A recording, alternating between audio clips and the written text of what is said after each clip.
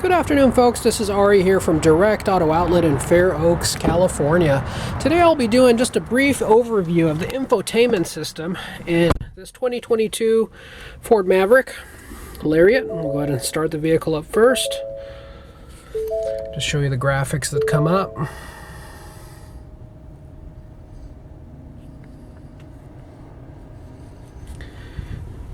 Got the air on here to keep us nice and cool. Alright, the first thing you'll notice is as you start your vehicle, it'll automatically connect to your phone if you have your Bluetooth connected. The vehicle will be running and it'll just say it's ready to drive. You could either press the OK button right over here to acknowledge, or you could just put the vehicle into gear and go.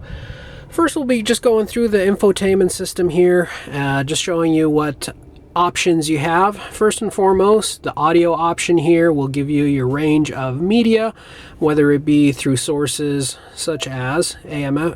Are you good at fixing things? And FM. Bridal designs, fashion rings, diamond earrings, the Valley's largest XM radio, which since we're under a canopy here won't get signal. We'll get spotty signal. I'm going to turn this down just a little bit. And then fourth, you'll be able to access your Bluetooth audio, your Bluetooth media through that source.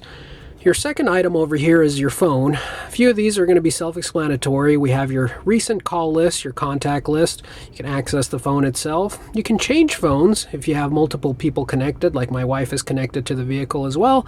As you can see, she is not currently connected, but if we were both sitting in the vehicle and we wanted to switch from one person to another, we could do so and disconnect my phone and connect up to hers. Do not disturb mode, pretty self-explanatory. Your phone will not ring, will not disturb you. Your keypad will allow you to be able to dial just right on your screen here without having to access your phone itself. Text messages, pretty self-explanatory as well. Your phone assistant will allow you to use voice prompts to be able to access features that your phone has within it. First, use your fingerprints to unlock the device. Obviously, I don't want to access any features at this current moment, so I'm going to go ahead and skip that. Next is going to be your app button. Your app button will allow you to access the apps on your phone itself. Your Ford Pass, which is basically Ford's system, kind of like OnStar is for GM, Ford Pass is for Ford. It'll allow you to locate your vehicle. It'll give you real-time vitals of your vehicle, how close you're getting to your oil changes, your tire pressure. It'll also even let you remotely through your phone's app allow you to start the vehicle, stop it, schedule a start, unlock and lock the vehicle itself as well. One other option I love in this vehicle is you have this diagram here that'll basically let you know what your car is doing. And the car is currently running right now on battery power. I'm going to go ahead and put my foot on the gas to start the vehicle. It'll let you know what's happening. It showed you that the gasoline engine came on, engine running due to normal operation. And then as you drive, it'll actually show you if you're using your battery to propel your wheels, if you're using your engine to propel your wheels, or if you're doing a combination of both. It'll show you if you're charging your battery, it'll show you if you're consuming your battery. This diagram, if you're not familiar with a hybrid, is great because it'll allow you to really familiarize yourself with how the internals of the vehicle works. And once you do realize that, it'll really allow you to maximize on your fuel economy. If you know when you're using more fuel, when you're using more electricity, and a combination of which. Now, the vehicle did just go on to auto stop, not auto start yet. Once it auto starts, you'll see the gasoline engine light up as well, but it went into auto stop, which means that the vehicle is currently running. All of the electronics and features are working. However, the gasoline engine is not currently running because the vehicle is just idling, as you can see there. Finally, you go through your settings. Pretty basic stuff. Your sound settings will allow you to access your treble, your mid-range, your bass, your fade, and be able to set your speed control where your stereo can raise its own volume as you go faster or slower. Sound mode to surround, you can also change that to stereo depending on what your preferences are. Next is your clock. Pretty self-explanatory. You can go into 24-hour mode as well. You can also reset your clock to GPS mode so that it updates itself for those of you who live in areas where daylight savings is a thing. Bluetooth is the area in which you can go to be able to pair and add additional phones. You can also go here to delete your phones that you have currently programmed into your system. Phone Allows you to view your devices, manage your contacts, set your phone ringtones, access your text messages, mute and put yourself into privacy mode. Give you a roaming warning. That's really not something we worry about. Most carriers now give you nationwide roaming, but if your carrier doesn't, it'll allow you to get a chime letting you know that you're in roaming in case that does cost you extra. You also have the option of adding your low battery notification to let you know if your battery's getting too low and you need to charge. Your media player is obviously accessed through your Bluetooth. Pretty self-explanatory. We won't go through that for too in depth. Your mobile apps gives you options to enable your mobile apps, update your mobile apps, FordPass and the app catalog. General settings allows you to change your language, change your unit of measurement for both speed and for temperature, whether it be Fahrenheit or Celsius, miles or kilometers.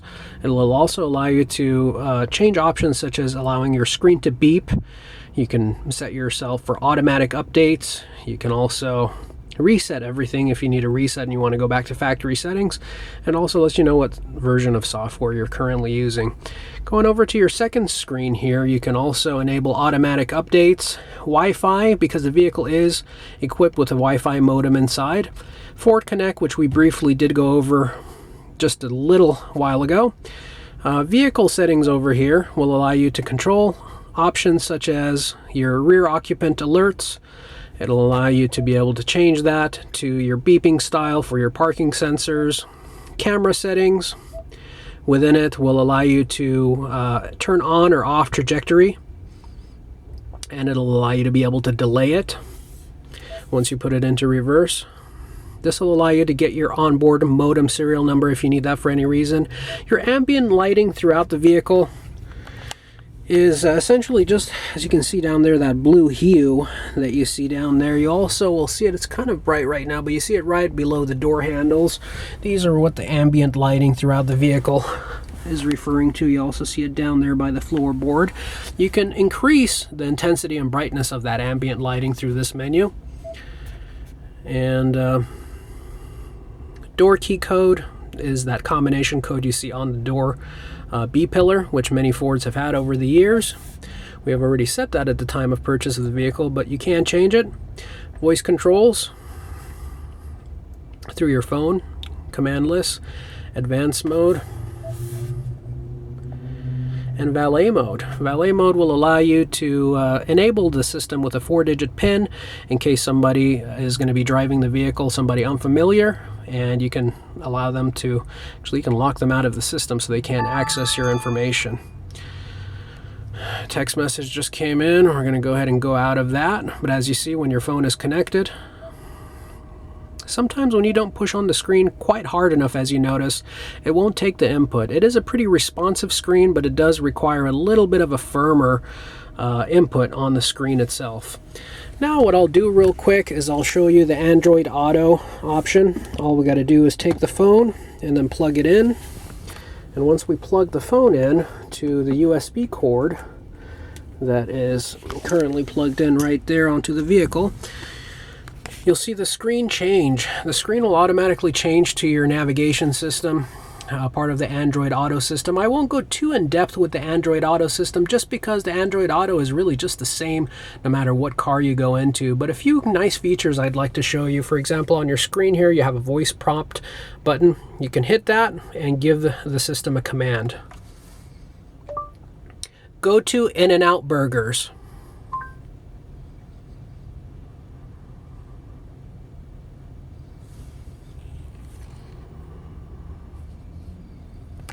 Well, that was interesting. That usually doesn't have an issue. Let's try something different. Let's do McDonald's. Let's hit the prompt button again. Go to McDonald's.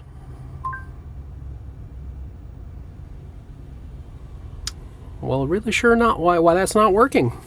That is quite interesting. Let's see. Make sure everything is enabled on my phone. Must have the setting turned off. Alright, let's go to settings here. go to McDonald's.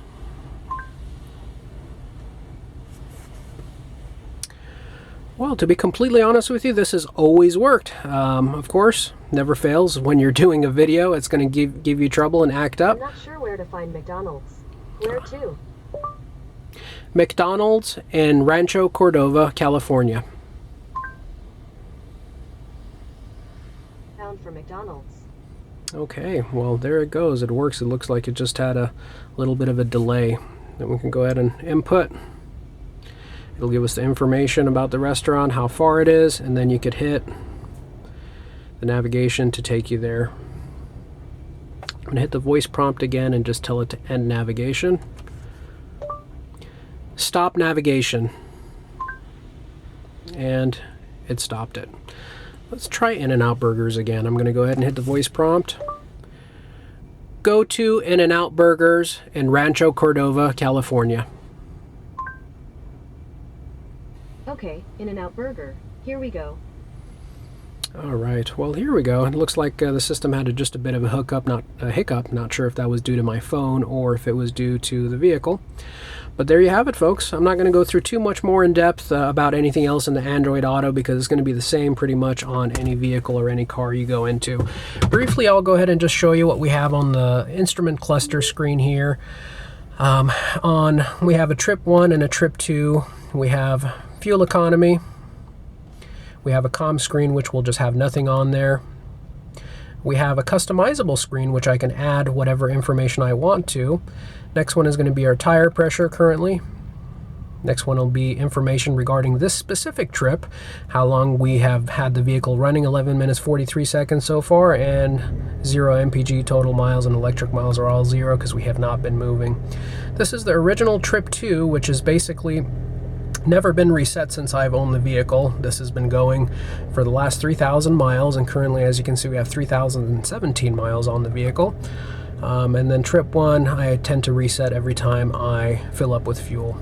Now, going into your menu, you'll have a few different options here. Your options for your settings, you input by pressing the OK key.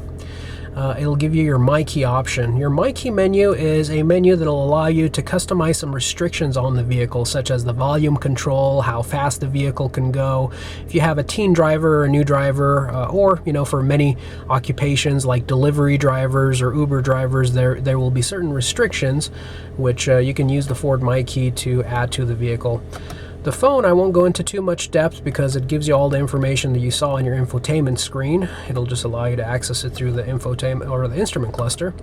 Audio controls, you can just again switch to AM, FM, Sirius, or multimedia. You just hit the back button here to access back to the main menu. Audio controls, we were just there. And then your select screen gives you any messages that you currently have. Seatbelt's not currently on. And there you have it, folks. Hope you found the video informative. If there's any specific information you would like to see, please leave that in the comment section as well. Make sure you hit the bell icon to be notified of all of our future videos. We'll be doing several more videos on this 2022 Ford Maverick.